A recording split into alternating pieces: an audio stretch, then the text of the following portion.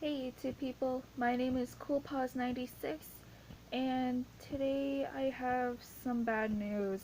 For those of you who may not have heard, the creator of SpongeBob SquarePants, Steven Hillenburg, has died today at the age of 57 due to the ALS disease.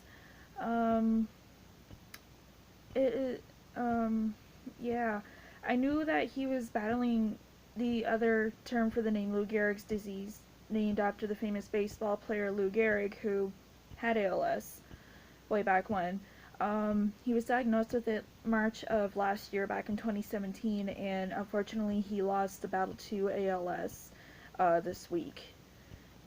And I just want to say that I really do thank him for creating SpongeBob SquarePants because it has really been not a really huge part of my childhood, but it played a role in it. Like, I grew up watching SpongeBob for so many years. I still watch it from time to time, I'm not gonna lie. Although the newer work was just, ugh, no, not trying to be disrespectful or anything. But growing up watching a lot of SpongeBob, it was a lot of fun, especially as a little kid, because I remember when I used to watch it with my sister when we were little kids.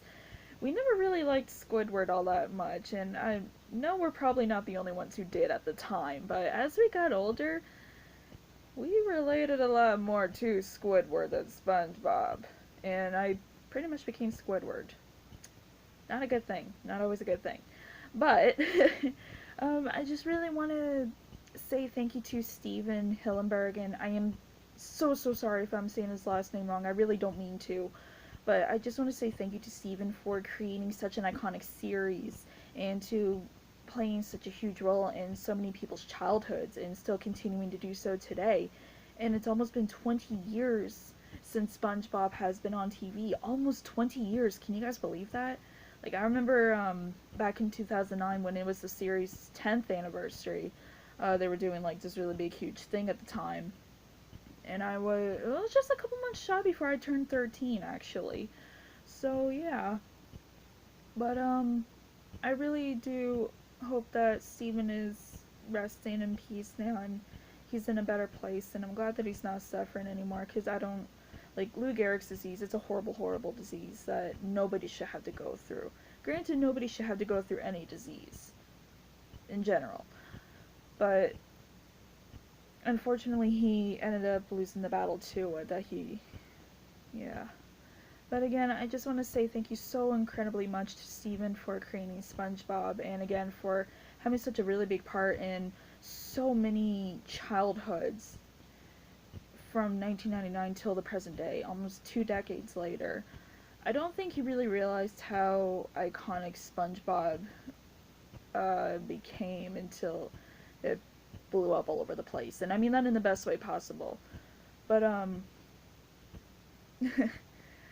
remember watching the very first episode of SpongeBob when he got the job at the Krusty Krab, and this one part in the episode where Mr. Krabs was like, a smell, the smelly smell, the smelly smell that smells the smelliest. And then his eyes go, boom, and then he's like, anchovies!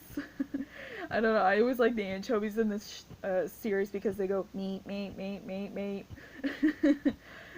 So, yeah. That was one of my favorite scenes in the whole series. But I gotta say, my all-time favorite SpongeBob episode was when they performed at the Bubble Dome. Now, I know I'm not the only one that likes that episode, because that is a fan favorite, and for good reason.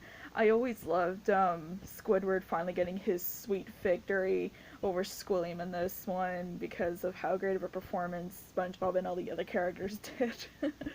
That's going to be my favorite SpongeBob episode. Plus, it gave us that iconic line where Patrick goes, "Is mayonnaise an instrument?" "No, Patrick, mayonnaise is not an instrument." So yeah, um,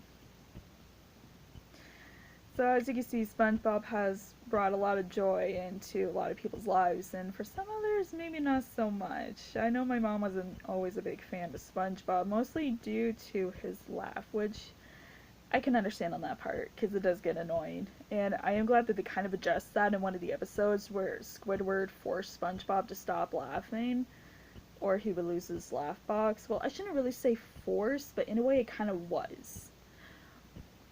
But yeah, other than that, SpongeBob is pretty good in its early days. But after the first SpongeBob movie that came out early to mid 2000s, yeah, series kind of took a tumbling down ever since. Again, not trying to be rude, but other than that, it still continues to be extremely popular, which is still pretty awesome. But yeah, thank you again. I know I keep saying this, but thank you so much, Steven, for creating SpongeBob. You gave us so many laughs and so many memorable moments in that series, and just thank you for everything. And your legacy is never going to be forgotten. I can guarantee that.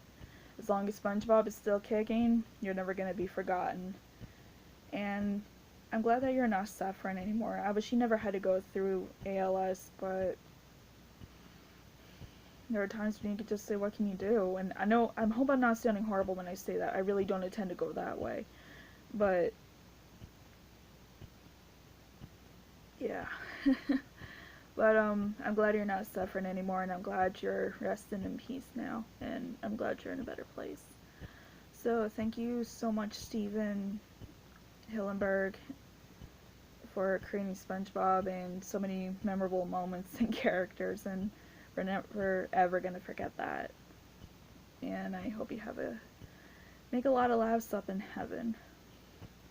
So thank you guys for watching this video, and I hope you don't forget to like, comment, and subscribe, and don't forget to click the bell to get notifications.